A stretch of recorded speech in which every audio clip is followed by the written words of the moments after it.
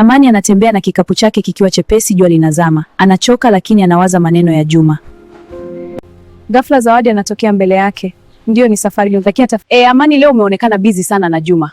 Alikuwa mteja tu. Mteja au kuna kitu zaidi? Unamaanisha nini? Juma si mtu ana msichana, atakuchezea. Usije ukajiona wa pekee. Sina muda wa michezo. Basi kaa mbali naye kama hutaki kuumia. Juma amekaa kimya tofauti na kawaida. Rashid na Beka wanamwangalia. Leo umechelewa kuondoka sokoni. Kulikuwa na nini? Hakuna, nilikuwa nanunua mboga. Mboga au macho ya Amani? Usijisumbue sana, huyu atakubali tu, wewe ni Juma. Si kila kitu ni kushinda, huyu yuko tofauti.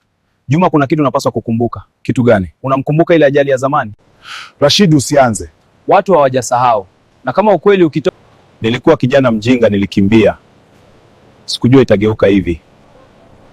Amani anatembea gizani bila kujua ukweli, na Juma anapambana na kosa la zamani linaloweza kuvunja kila kitu. Wivu unaanza kuota, siri ya zamani inaanza kufufuka.